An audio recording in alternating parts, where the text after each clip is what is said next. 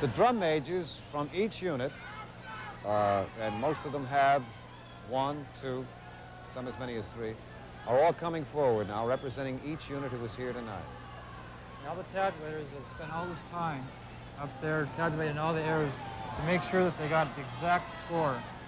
Make sure that they didn't make one mistake, double and triple check every single tick that's put on those papers, and add and double add all the scores that are given on the sheets to make sure there's no tabulation error. I see the sheets have come down now.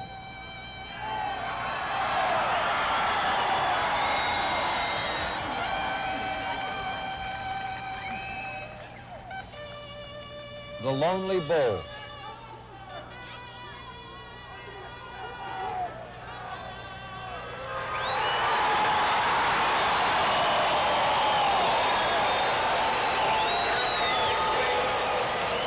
That trumpet you hear is truly a lonely trumpet. It belongs to one of the muchachos from New Jersey. What's the name of the town in New Jersey, Tim?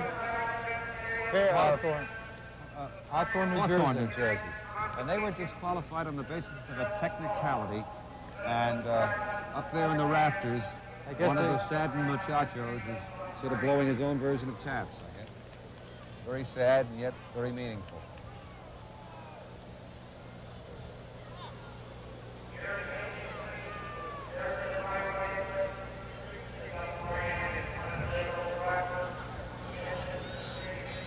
It looks as if all the drummers are getting ribbons for competing here tonight. Oh, that's a memento of the whole competition, right?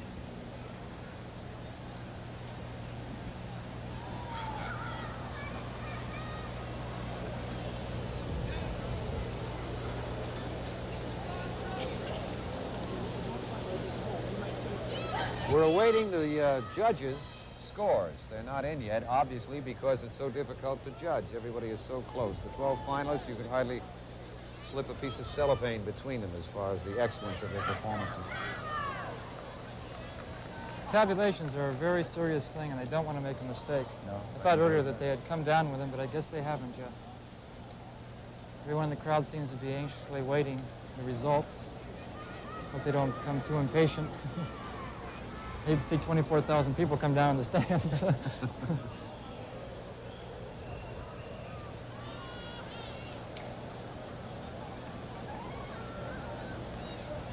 It's amazing. The crowd is restive, and all these young people down here on the field are at attention, as they have been almost permanently for 2 or 3 days.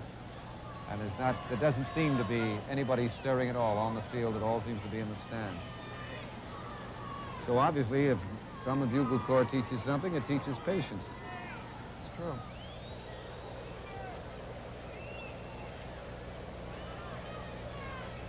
It's amazing how similar this is to an athletic event. In many ways, it is athletic. To stand out there for 11 minutes and 30 seconds, absolute concentration, precise moves. And then you look around, you see banners hanging over the grandstands, rooting on the various favorites by members of their families and their hometowns. Very impressive sight. That's right. Not only do they have to play those instruments very, very well to their best, capabilities, but they also have to march as they're doing it. Many times they're doing very difficult maneuvers, as we were talking about earlier. Giant pinwheels and gates and things like that. And just as in any athletic endeavor, it's what you put into it off the field, away from an actual competition, that makes all the difference when you get onto the field. Right. Most of these corps practice 12 hours a day when they're not on the road and on buses traveling thousands of miles. Throughout the whole year, they spend a whole year working on one program to make sure that it's the best it can possibly be and present it here tonight, like they did. I don't think we can mention too much to a lot of people who wonder why. If they've seen this entire program tonight, they don't wonder why. Drum and Bugle Corps has suddenly come into the fore in terms of television coverage. But, in 12th place, the fact that the biggest crowd ever is here. with a point score of 76.20, the troopers from Casper, Wyoming.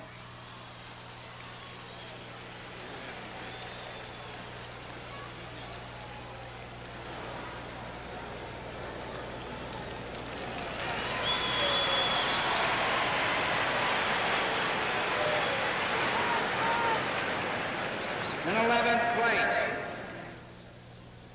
with a point score of 80.55, Garfield Cadets from Garfield, New Jersey.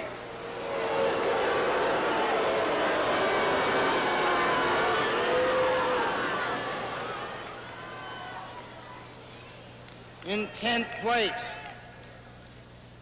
with a point score of 81.30, the Phantom Regiment.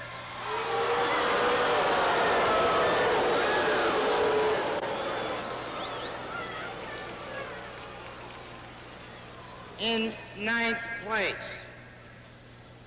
with a point score of 82.40, Bentleyville Crusaders.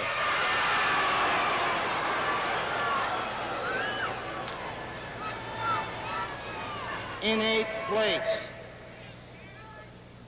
with a point score of 82.95, the Cavaliers from Chicago.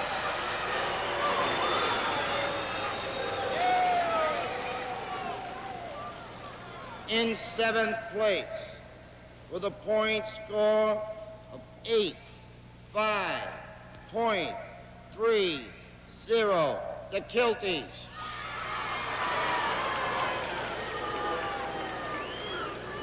In 6th place,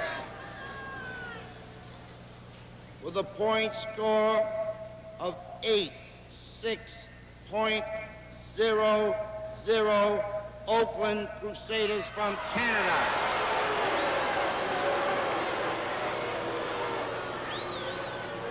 In 5th place,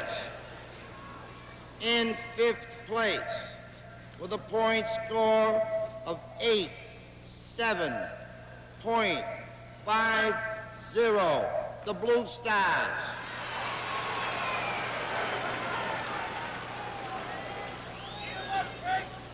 In 4th place, with a point score of 88.05, the 27th Lancers.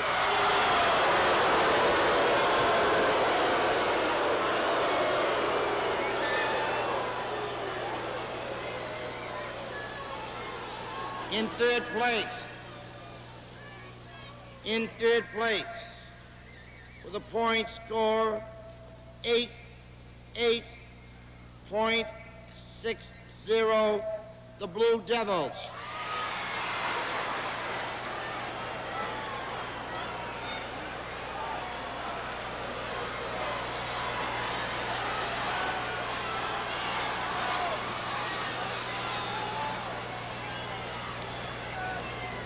In second place,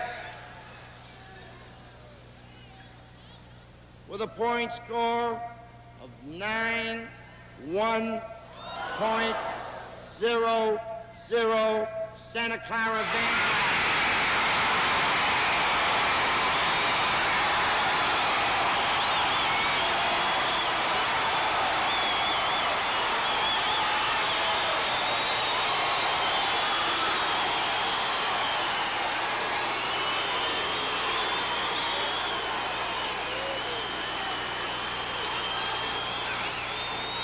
Your attention, please.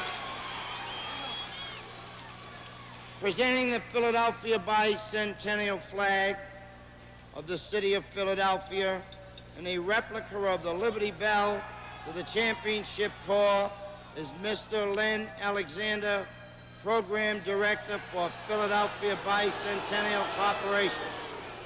And in first place, with a point score of 92.50, the Madison Scouts.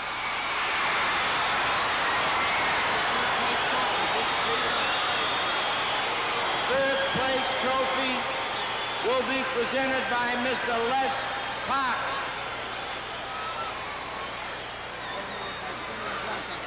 Donated by the Slingerland Drum Company. DCI traveling trophy to first place corps donated by the Ludwig Drum Company, presented by Mr. Al Lemire. Ladies and gentlemen, thank you for coming. See you again on next year.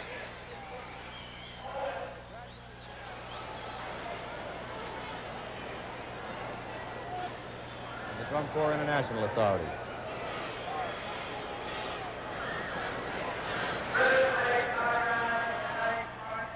Well, there you have it, Tim. Once again, my consolations to you and the folks from Santa Clara, although second place is nothing to be chagrined about.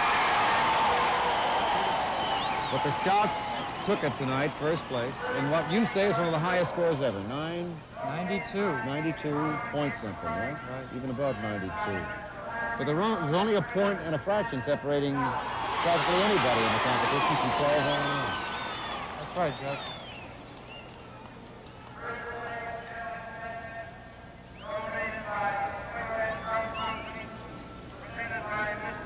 My cohort tonight in his first shot at television, network or otherwise, Tim Moxley. On behalf of Tim and all of us, my name is Jess Kane. Good night and peace.